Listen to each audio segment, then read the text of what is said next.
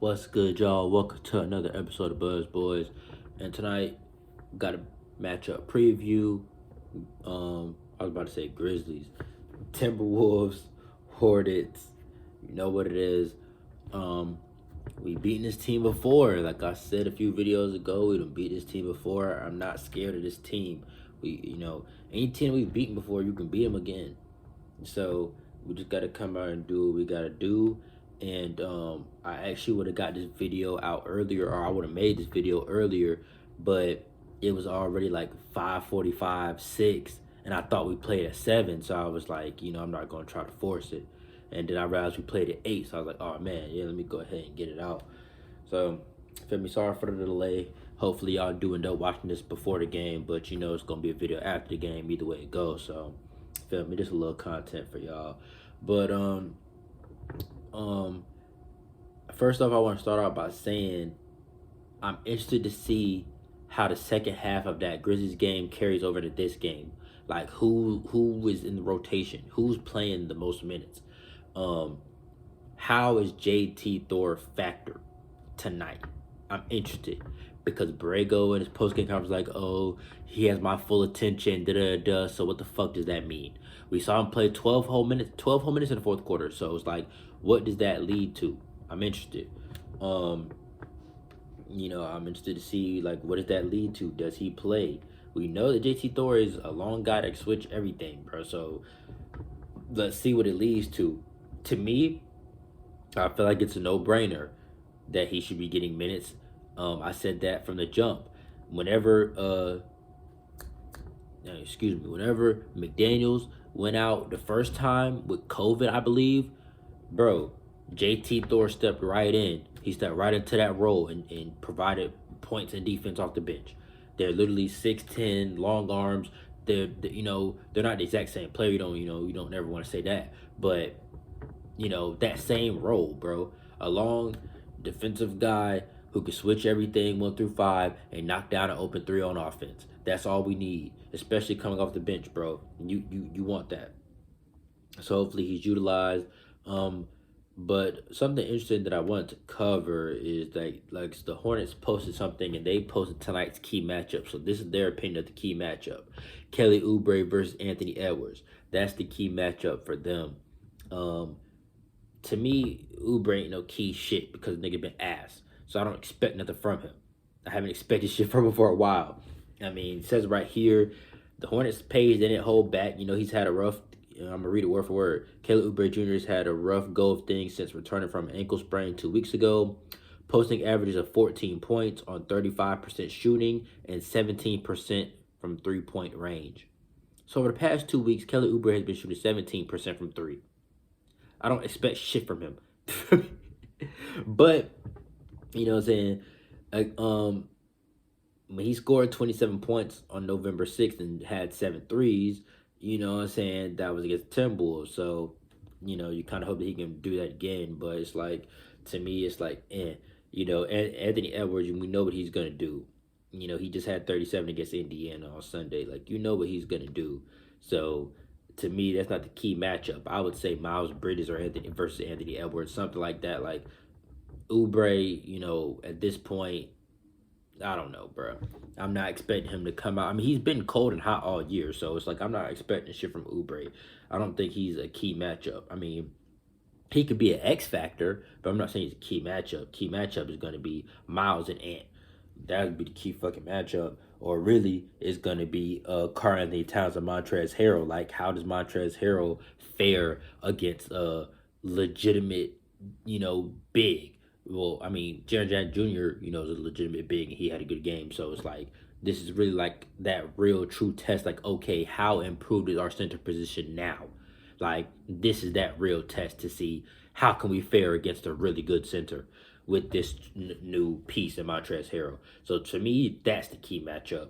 Or Bridges and Ant, but nah, Kelly Oubre, he's not nobody's key matchup for us because he's ass.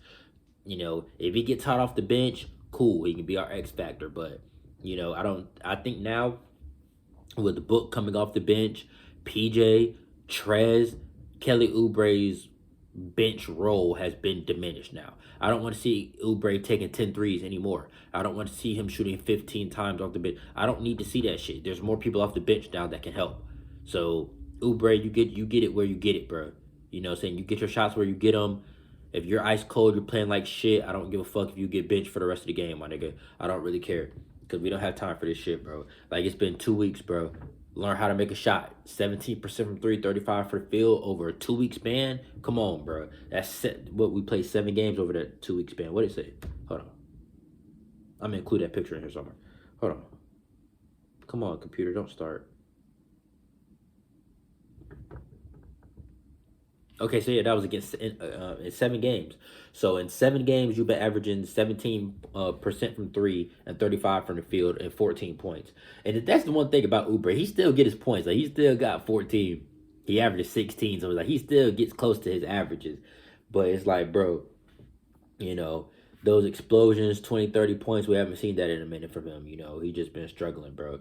But to me, I feel like the X factor is book night because he's yet to have an efficient game. So it's like, if he can, stop with the 3 for 11 shit and have an efficient game, that right there is gonna be major. I think this is gonna be another high scoring game. I think the winner of this is probably gonna have 120 plus, and I'm really kind of excited for this game. I love when we play and we haven't played in a few days. You just be waiting for the game, bro. But I think it's gonna be a good game, and I'm interested to see how much JT plays, bro. Now, in this right here, shout out Rob Boone, bro. I'm reading his Charlotte Observer article he posted earlier today about how much playing time JT Thor could possibly get in this game. So I felt that it was appropriate, and I literally saw it right there on Twitter. So I'm gonna go ahead and check it out for y'all. Let y'all know. Skim through this shit. Blah blah blah. Played the entire fourth quarter because he's goated.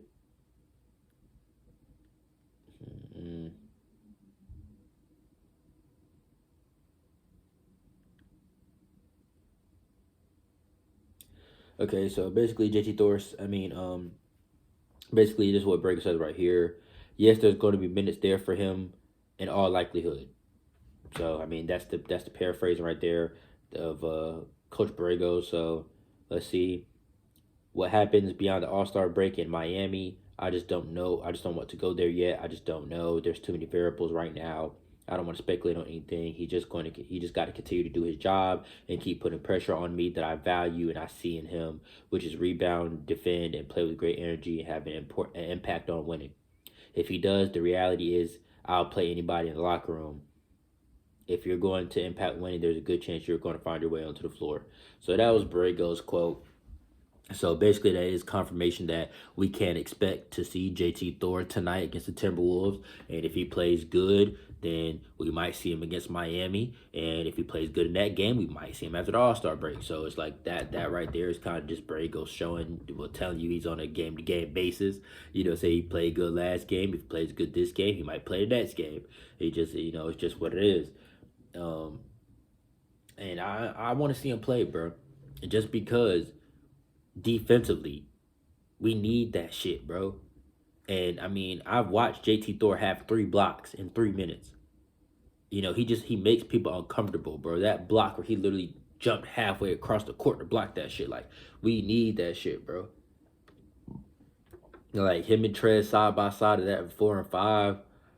And that's deadly, bro. That's deadly. Now, me personally, bro, the lineup I'm putting out there, I'm putting Melo, Terry, I'm putting Miles at the 3, PJ at the 4, and shit. I guess if we do start Plumlee, then we could play JT and Harrell together, like off the bench together. But really, I'm still probably starting Harrell, bro. Like, I'm still probably starting Harrell, but I'm going to try to stagger some of JT's minutes with Harrell because we saw him do good there. But I still want to see Montrezl Harrell start. Let me see if they posted a starting lineup yet. I doubt it, but they might have. Hold on. Actually, I got some more from this article. Come on, computer. Don't start. Come on, bruh. Sorry, guys. Technical difficulties. Come on, come on. What in the world, bro?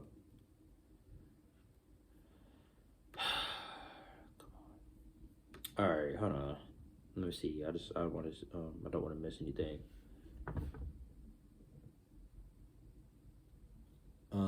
Okay, so basically we got technical.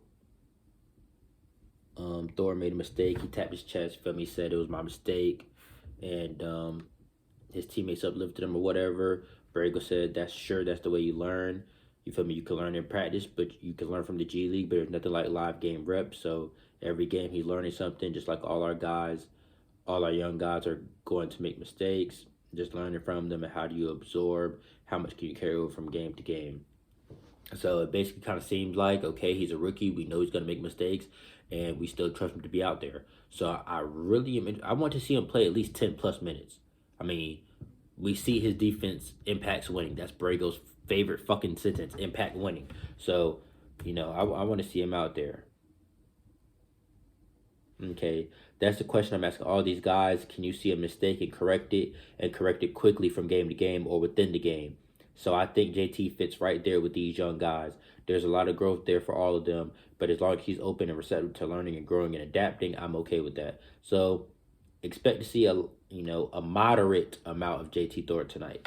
Now let me go see if they post these starting lineups. But comment down below. Let me know starting lineup that you like to see, the bench rotation that you like to see, and where you think JT Thor fits in and where he'll best get his minutes. And if you think that he could possibly overtake Jalen McDaniels within this season.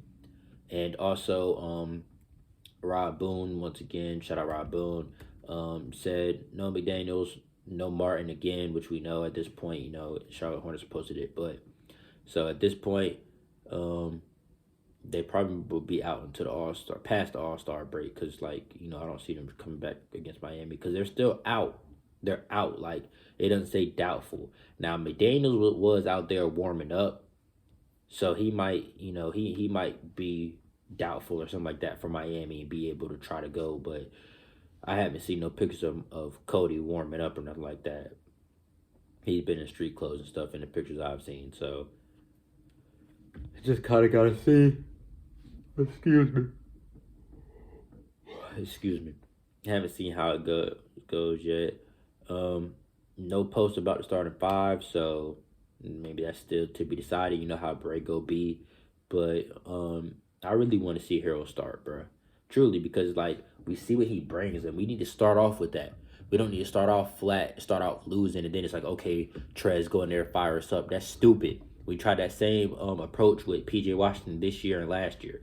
Like, bro, you can't just, all right, bro, go fire us up. Like, no, you should come out, ready to fight and play hard. You shouldn't need to be fired up, 6 minutes into the first quarter. Like, come on, bro.